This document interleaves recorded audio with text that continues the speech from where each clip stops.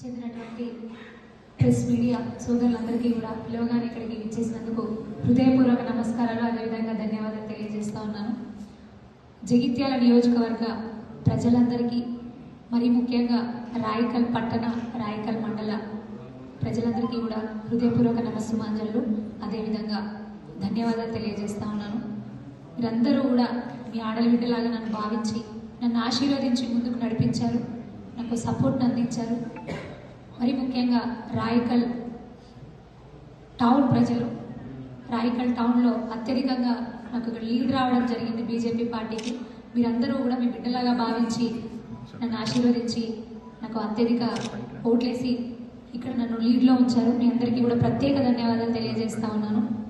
అదేవిధంగా ఈరోజు ప్రెస్ మీట్లో నాతో పాటు పాల్గొంటున్నటువంటి రాయికల్ టౌన్ అధ్యక్షులు ధర్మపురి అన్న గారికి, అదేవిధంగా రాయికల్ మండల అధ్యక్షులు వీరన్న గారికి, మరియు సీనియర్ నాయకులు, వివిధ మోర్చాల పదాధికారులందరూ కూడా ఉండడం జరిగింది. వారందరికీ కూడా మరి ముఖ్యంగా ఈ కార్యక్రమంలో పాల్గొంటున్నటువంటి రాయికల్ మండల, అదేవిధంగా రాయికల్ టౌన్ మా కమల సైనికులందరూ నిజంగా ఈ యుద్ధంలో ఒక పోరాటమే చేశారు. నాకు చేదోడు వాదోడుగా ఉన్నారు, ప్రతి అడుగులోనూ కూడా నాకు తోడున్నారు. ఈవెన్ ఒక్క రూపాయి కూడా ఆశించకుండా, ఏమీ ఆశించకుండా ఈ ఆడబిడ్డ కోసం పనిచేశారు. అందరికీ కూడా పేరు పేరున హృదయపూర్వక నమస్సుమాంజలు తెలియజేస్తా ఉన్నాను. మరి 2-3 రోజుల నుంచి కూడా నేను ఫేస్బుక్ ఓపెన్ చేసినా, వాట్సాప్ ఓపెన్ చేసినా, ఏ సామాజిక మాధ్యమాల్లోనైనా లాకర్లలో నోట్ల కట్టలు కనిపిస్తున్నాయి. ఎక్కడ చూసినా లాకర్లలో నోట్ల కట్టలు, వాటిని లెక్కించడానికి కౌంటింగ్ మిషన్లు కనిపిస్తున్నాయి. నేను ఏంటిదా అని మేము చూస్తున్నాం. నాతో పాటు మా కార్యకర్తలు అందరూ కూడా అదే చూస్తున్నారు. ఏంటిదా అని చూస్తే కాంగ్రెస్ ఎంపీ గారి భాగవతం అంట అదంతా. వారి పేరేంటి, ధీరజ్ గారా, ఏమో పేరుంది, ధీరజ్ గారో ఏమో. సో వారిది అన్నట్టు మన భారతదేశ చరిత్రలోనే అతిపెద్ద ఐటీ రైడ్, అతిపెద్ద ఏంటంటే స్కామా, అంత పెద్ద ఎత్తున నోట్ల కట్టలు బయటపడడం. అది కూడా మరి వారి ఎంపీ గారి ఇంట్లోనే అన్ని నోట్ల కట్టలు బయటపడ్డాయంటే దాదాపు 353 కోట్లట. మరి అది అనధికారికంగా ఇంకెన్ని ఉన్నాయో, ఇంట్లోనే అన్ని ఉంటే ఇంకెక్కడెక్కడ ఆయన వ్యాపార సంస్థలలో ఇంకా ఆయన ఎన్ని ఇళ్ళు ఉన్నాయో, ఆ ఇళ్లలో ఇంకెన్ని లాకర్లు ఉన్నాయో, ఇంకెన్ని నోట్ల కట్టలు ఉన్నాయో, మరి అంత అవినీతి సొమ్ము అంత బయటపడింది. వాళ్ళు వస్తున్నాయి కదా ఎంపీ ఎలక్షన్లలో, కాంగ్రెస్ లో మరి ఎంపీలకు పోటీ చేసే వాళ్ళందరికీ పంచడానికి దాచిపెట్టుకున్నారేమో, అది క్లియర్గా అర్థమవుతుంది. ప్రజలందరూ కూడా దాన్ని గమనిస్తూనే ఉన్నారు. మరి రాహుల్ గాంధీ గారి జోడో యాత్ర కూడా వారే స్పాన్సర్ అంట యాత్రకు మొత్తం. అదంతా తెలుస్తుంది కదా ఎక్కడికక్కడ కూడా. మరి ప్రజలంతా కూడా ఇవన్నీ గమనిస్తూ ఉన్నారు. కాంగ్రెస్ నాయకులు ఎంపీల ఇళ్లలోనే నోట్ల కట్టలు, ఎన్ని కట్టలు బయటపడతా ఉన్నాయో అదంతా ప్రజల సొమ్మే, ప్రజల నుంచి తీసుకున్న సొమ్మే. ప్రజలు ఇదంతా కూడా గమనిస్తారు. తప్పకుండా ఎక్కడ ఏది చూసుకోవాలో అది చూసుకుంటారు. మరి ఇంకో విషయానికి వస్తే, మన జగిత్యాల నియోజకవర్గ ప్రజలందరూ కూడా పట్టం కట్టిండ్రు. ఎమ్మెల్యే సంజయ్ కుమార్ గారికి ధన్యవాదాలు. ప్రజలందరికీ కూడా మరొక్కసారి, ఎందుకంటే ఏది సింగిల్ రూపీ మా బీజేపీ పార్టీ నుంచి మేము పంచకున్నా కూడా మీ ఆడబిడ్డగా నన్ను భావించి నాకు 42,000 మంది పైచిలకు నన్ను నమ్మి ఓట్లేసి నన్ను ముందుంచారు. వారు నోట్ల కట్టలతో గెలిస్తే ఏమి పంచకుండా, ఏమీ లేకుండా నైతికంగా మేము గెలిచినాం. అంటే వారు గెలిచి ఓడారు. ఇంకొకరు ఇది కాంగ్రెస్ నుంచి జీవన్ రెడ్డి గారు, వారు ఓడి గెలిచారు. వారు ఓడిపోయినా వారి ప్రభుత్వం వచ్చింది, వారు ఓడి గెలిచారు. కానీ మనం మాత్రం బాజాప్తాగా ధైర్యంగా చెప్పుకుంటా ఉన్నాం, నైతికంగా గెలిచినాం, ఒక్క రూపాయి పంచకుండా గెలిచినాము. ప్రతి ఒక్కరి కష్టం ఇది, ప్రతి ఒక్కరి కష్టం. మా కార్యకర్తలందరూ కూడా ఏది ఆశించకుండా, నేను ఏమి ఇవ్వకున్నా కూడా నా అడుగులో అడుగై ఉండి ప్రతి ఒక్కరు కూడా సపోర్ట్ చేసిండ్రు, గెలిపించిండ్రు. నిజంగా నైతికంగా నేను నన్ను గెలిపించిండ్రు. తప్పకుండా మిమ్మల్ని చూసుకునే బాధ్యత నా మీద ఉంది. ప్రతి విషయంలోనూ నేను మీకు అండగా ఉంటాను, తప్పకుండా మీకోసం ఉంటాను, ఏ సమయమైనా సరే, ఏ సందర్భమైనా సరే. మరి ముందుగా ఎమ్మెల్యే సంజయ్ కుమార్ గారికి శుభాకాంక్షలు తెలియజేస్తున్నా. అదేవిధంగా జీవన్ రెడ్డి గారికి శుభాకాంక్షలు తెలియజేస్తున్నా. వారు ఓడి గెలిచిండ్రు, వారి ప్రభుత్వం వచ్చింది.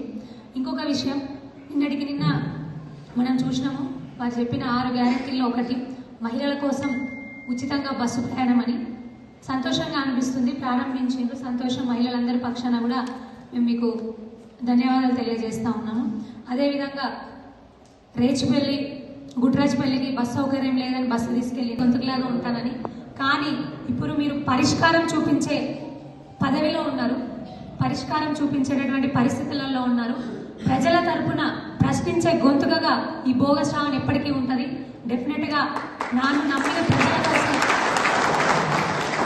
నన్ను నడిపించేటటువంటి నా కార్యకర్తల కోసం నేను ఎప్పుడూ అండగా ఉంటాను. నా ప్రజలందరికీ కూడా ఏ చిన్న అసౌకర్యం ఉన్నా కూడా చూస్తూ మేము ఊరుకోము. ఖచ్చితంగా వాళ్ళ తరపున ప్రశ్నించే గొంతుకగా నేను ఎప్పటికీ కూడా ఉంటాను. ఖచ్చితంగా వాళ్ళ తరపున ప్రశ్నిస్తూనే ఉంటాను, అడుగుతూనే ఉంటాను. ఖచ్చితంగా ఏ ఒక్కటి అసౌకర్యం ఏ చిన్నది జరిగినా కూడా వాళ్ళ తరపున పోరాటం చేస్తూనే ఉంటానని మరొకసారి కూడా తెలియజేస్తా ఉన్నాను. అదేవిధంగా సమూలంగా కూడా మీరు ఒక గ్యారంటీని ముందుకు తీసుకొని వచ్చిండ్రు, ఇంకా 5 గ్యారంటీలు కూడా మీ ముందున్నాయి. తొందరలోనే వాటిని కూడా ప్రజలకు అందుబాటులో తీసుకొస్తారని మరొకసారి నేను కోరుకుంటా ఉన్నాను.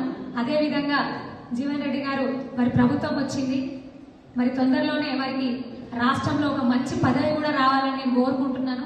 కనీసం ఇప్పుడైనా మీ హయాంలో ఇప్పటికి మీ ప్రభుత్వం ఉంది, ఖచ్చితంగా ఇప్పటికైనా జగిత్యాల నియోజకవర్గాన్ని పూర్తి స్థాయిలో అభివృద్ధి చేస్తారని, అసలైన అభివృద్ధి అంటే ఏంటిదో ప్రజలకు పరిచయం చేస్తారని, సంక్షేమ విషయంలో కూడా మంచిగా చూసుకుంటారని కోరుకుంటా ఉన్నాను. మరి ఖచ్చితంగా మళ్ళీ చెప్తా ఉన్నాను, నా కోసం నా కార్యకర్తలు నా దగ్గర ఏమీ ఆశించకుండా నా అడుగులో అడిగే ముందుండి నడిపించారు. వాళ్ళందరికీ కూడా ఒకటే చెప్తా ఉన్నాను, మీరు ఎక్కడా కూడా అధైర్యపడకండి. నైతికంగా మనం గెలిచినాము, ఖచ్చితంగా మనం గెలిచినాం, మనం విజేతలమే. పోరాటం చేసినాము, నైతికంగా ధర్మబద్ధంగా పోరాటం చేసినాము, న్యాయబద్ధంగా పోరాటం చేసినాము, మనం నైతికంగా గెలిచినాము. మరి ఇక ముందు కూడా మన ముందు సవాళ్ళు ఉన్నాయి. ఖచ్చితంగా కూడా నేను మళ్ళీ చెప్తా ఉన్నాను, వార్డు మెంబర్ దగ్గర నుంచి సర్పంచ్లు, ఎంపీటీసీలు, జెడ్పీటీసీలు, అదేవిధంగా కౌన్సిలర్లు, మున్సిపల్ ఎలక్షన్, ఏ ఎలక్షన్లు అయినా సరే మా వాళ్ళు ఉంటారు అక్కడ. మా క్యాడర్ ఉంటుంది, మా క్యాడర్ ఉంటారు. తప్పకుండా వాళ్ళని నడిపించే బాధ్యత నాది, వాళ్ళని విజేతలు చేసే బాధ్యత నాది. తప్పకుండా మా వాళ్ళందరూ కూడా అన్ని ఎలక్షన్స్లో ఉంటారు. ఖచ్చితంగా వాటి మీద మేము ఫోకస్ చేస్తాము. మా ముందున్న టాస్క్ ఇది. ఎందుకంటే ధర్మబద్ధంగా మేము పోతున్నప్పుడు, ఇంతమంది ప్రజలు మమ్మల్ని నమ్మి ముందు నడిపించినప్పుడు, మాకు ఇంత ఓట్ బ్యాంక్ వచ్చినప్పుడు, గతంలో ఉండే బీజేపీ ఏంటి, ఇప్పుడు ఉండే బీజేపీ ఏంటి అనేది వ్యత్యాసం మీరు 100% మీరు అక్కడ చూడొచ్చు. తప్పకుండా అదే రేంజ్లో కూడా మా కార్యకర్తలతో కలిసి నేను పనిచేస్తాను. అదేవిధంగా ప్రజలందరి కోసం ప్రజల నమ్మకాన్ని నిలబెట్టుకుంటూ వాళ్ళకి ప్రశ్నించే గొంతుకగా, వాళ్ళ ఆడబిడ్డగానే వాళ్ళ తరపున పోరాటం చేయడానికి బోగస్ శ్రావణ్ ఎప్పుడూ ఉంటుందని మరొక్కసారి తెలియజేసుకుంటూ, మీ అందరికీ కూడా పేరు పేరున ప్రజలందరికీ, నియోజకవర్గ ప్రజలందరికీ కూడా పేరు పేరున హృదయపూర్వక ధన్యవాదాలు తెలియజేస్తా ఉన్నాను.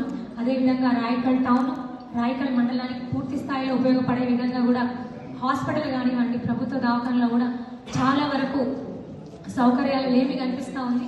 అది కూడా నేను జీవన్ రెడ్డి గారి దృష్టికి తీసుకొని వెళ్తా ఉన్నాను. మా డిమాండ్ అనుకోండి, అది ఖచ్చితంగా మీరు చేయాల్సిన అవసరం ఉంది.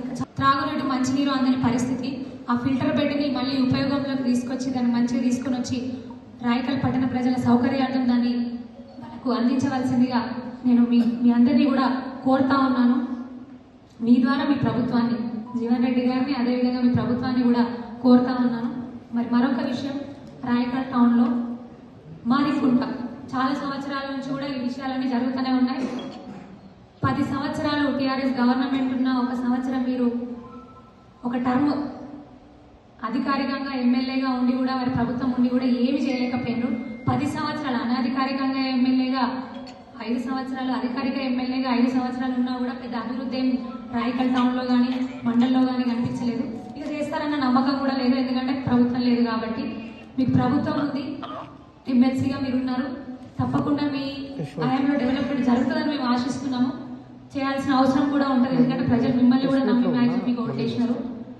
అదేవిధంగా రాయకల్ పట్టణంలో ఉన్నటువంటి డ్రైనేజ్ వ్యవస్థ అంతా కూడా అడ్డదిడ్డంగా ఉండి ప్రజలకు ఎంతో అసౌకర్యంగా ఉంది. మాదికుంటని అన్ని విధాలుగా డెవలప్ చేసి ప్రజల ముందుకు తీసుకెళ్లగలరని, అదేవిధంగా డ్రైనేజ్ వ్యవస్థని సమూలంగా దాన్ని సెట్ చేసి ప్రజల సౌకర్యార్థం దాన్ని అందించగలరని మిమ్మల్ని కోరుతా ఉన్నాను. మరి మరొక విషయం, ఆర్టీసీ నష్టాలలో ఉన్న సంస్థ. మీరు ఈ రోజున కొన్ని నిర్ణయాలు తీసుకున్నారు, కానీ మేము డిమాండ్ చేసేది ఒకటే, ఆర్టీసీ ఉద్యోగులైనా ఆర్టీసీ కార్మికులైనా తప్పకుండా వాళ్ళకి న్యాయం జరగాల్సిన అవసరం ఉంది. మీ హయాంలో అయినా, రాష్ట్రంలో మీ ప్రభుత్వం వచ్చింది, మీ హయాంలో అయినా వాళ్ళకి మొదటి తారీఖున లేకపోతే నెలలో మొదటి వారం రోజైనా ఖచ్చితంగా వాళ్ళకి జీతాలు అందిస్తే చాలా సంతోషంగా ఉంటుంది. వాళ్ళకు కూడా చాలా దారుణమైన దుర్భర పరిస్థితులు ఎదుర్కొని ఉన్నారు. అదేవిధంగా ఆర్టీసీ ఆస్తులు ఖచ్చితంగా మేము చెప్తా ఉన్నాము, ఆర్టీసీ ఆస్తులను కాపాడుకోవాల్సిన బాధ్యత మీకుంటుంది. చాలా వరకు కూడా ఆస్తులు ఉన్నాయి, వాటిని కాపాడుతూ ఇటు ఆర్టీసీ ఉద్యోగులను కార్మికులను చూసుకుంటూ, అదేవిధంగా మీరు బస్సులు తీసుకొని వస్తున్నారు, ఉచిత బస్సు సౌకర్యం కూడా కల్పించిండ్రు. కానీ మేము ఇవన్నీ చూస్తున్నాం. ఇప్పుడు ఈ రోజుల్లో మీరు ఎవరెవరికైతే ఎక్కడైతే బస్సులు తీసుకొని పోతున్నారో ట్రిప్స్ కూడా పెంచిండ్రు. ఇవన్నీ కూడా మేము గమనిస్తున్నాం. తప్పకుండా అవి మేము లెక్క కట్టుకుంటాము. ఇప్పుడు ఉన్నట్టే ఖచ్చితంగా ఇంకా పెరగాలి, కానీ ఒక్క ట్రిప్ తగ్గినా కూడా మేము చూస్తూ ఊరుకోము. ఖచ్చితంగా ప్రశ్నిస్తూనే ఉంటాము, ఖచ్చితంగా లెక్క కడుతూనే ఉంటాము. ఎందుకంటే ప్రజలకు ఏ విధమైన అసౌకర్యం కలగడానికి వీల్లేదు. ఎందుకంటే 42,000 మంది నమ్మి నన్ను ఓట్లేసిండ్రు. వాళ్ళ తరపున మాట్లాడడానికి నేను ఉంటాను. మీరు గౌరవనీయులైన